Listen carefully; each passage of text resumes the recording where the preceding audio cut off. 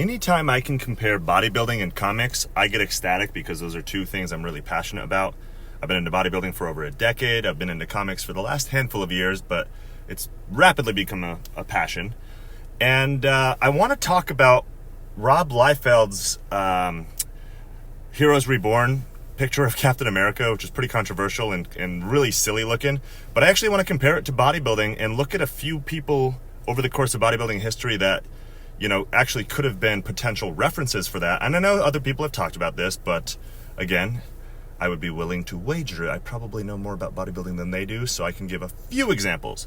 I want to have fun with this, though. This channel is growing really rapidly, and I love this community that we're building. So I will actually do a little reveal in this video, because as I said, I'm a bodybuilder myself, and I'll show a quick training clip. And currently I am rocking an Omni-Man mustache. So if we can get this video over 10,000 views, or if we can hit 2,500 subscribers, whatever milestone comes first, I will do a training video and I will buy an Omni-Man suit and I will make sure I have the mustache looking prime. And I will do a training video dressed as Omni-Man and going through some exercises, and I'll even like break down some comic panels too, looking at Omni-Man's physique and go through some exercises that I think are the best ones to do if you're trying to get an Omni-Man-esque physique. So I think that'd be a lot of fun. And so yeah, let's dive into it. The Rob Liefeld picture of Captain America, the proportions are really, really crazy. Not just the size of the chest, which is really obnoxious, but it's the fact that the like pelvis and the gut and the ribs, everything is pushed forward. It looks very odd. And the way he's holding the shield, it looks like he's really abnormally thick, but he's still muscular. He doesn't look fat, but it looks very unpleasant to the eye for most people. Now, there's been some really cool breakdowns, and I'll show those as well, where people try to sketch kind of like what he might look like if he wasn't holding the shield, because the shield is obstructing a lot of his body, so we can't see like the angle of his rib cage and the curvature of his back, which would be very important factors. I'm going to show some pictures. Arnold Schwarzenegger is absolutely, like, I would be willing to bet Arnold Schwarzenegger was the inspiration or the reference behind this. Now, granted, Rob Liefeld was always, like, a lot of his work was very, the proportions were not something that he always stressed. They were very outrageously proportioned in a lot of scenarios, whether the people look like they were 12 feet tall or, what have you. And again, the musculature. Yes, I'm driving, by the way. Apologies. But, so Arnold Schwarzenegger, I'll show some pictures of him, because I trained chest today, and I was thinking, and I thought this before, it's like, there's a certain picture of Arnold where he's got a tank top on and kind of a vacant expression on his face looking at the photographer, and his chest is just pumped up like crazy. And I was like, I wonder if that was in some way the inspiration for Rob Liefeld's Captain America.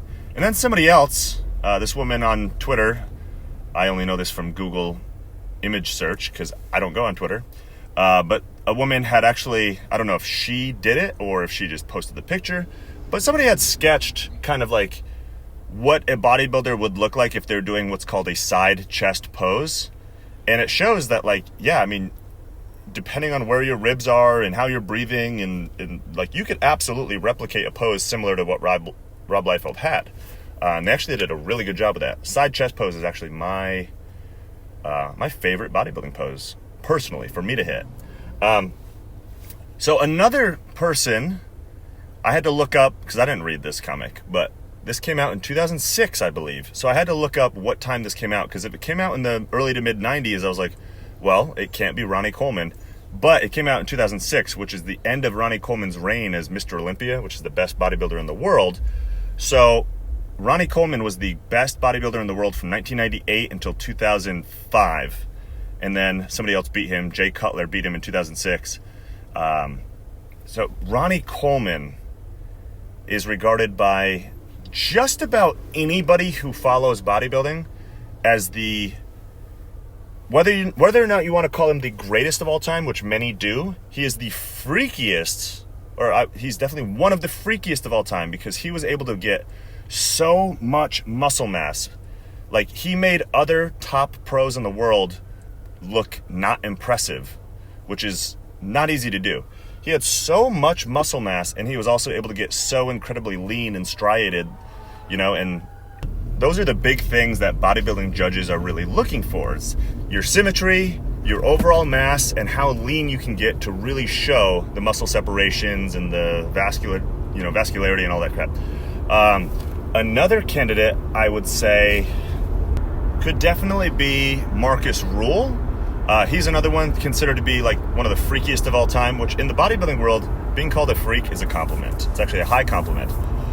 So Marcus Rule was one of the most muscular humans that I've ever witnessed. He was not a Mr. Olympia champion. He didn't have the flow that some of the guys like Ronnie Coleman had when you look at the overall symmetry of the physique. But Marcus Rule was a mass monster, they call it. Lee Haney has one of the greatest chests of all time. He was a Mr. Olympia champion for 8 years. Actually, him and Ronnie Coleman have they are tied for the highest, or rather the most consecutive wins in bodybuilding history, sitting at 8 in a row, each of them.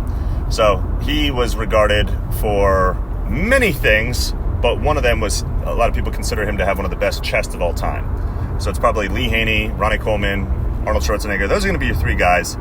But again, I'm showing some examples of like kind of breakdowns of what could be going on behind that shield. And let me know what you think. Was this based on Ronnie Coleman? Was it based on Arnold Schwarzenegger, somebody else? Or was Rob Liefeld just scribbling some random shit down and they just went with it? This has definitely become kind of a joke topic in a lot of ways. People will rag on him about it. And it does look ridiculous. It really does. But, if you get that freaking shield out of the way, there can be some actual physical truth behind that, if you will. So, and like I said, if we can get this video over 10,000 views, so please share it. Or if we can hit 2,500 subscribers in a reasonable amount of time, because the channel is growing so rapidly, and I know that if I did a topic about Invincible, I'd probably have 50,000 views in a week. But I want to see this channel and this community continue to grow, and it would be a lot of fun to buy an Omni-Man costume and do a training session in that, because why the hell not? I've got the mustache right now. So also, final thing, speaking of mustaches, I'd say my two greatest inspirations for having a mustache right now are Omni-Man, and also Chris Bumstead, who is another top bodybuilder right now, but he competes in a division called Classic Physique, which is, he does it on a professional level. I do it on an amateur level. I'm not saying my physique is anywhere near his, because it is not. He is the best in the world at what he does, but he is much more focused on aesthetics, whereas like other guys like Ronnie Coleman were focused on mass and just freak factor over a lot of other stuff. But yeah, Chris Bumstead, another guy who absolutely does justice to the mustache. So anyway, let me know what you guys think. Thank you for listening. I'll talk to you soon. Bye.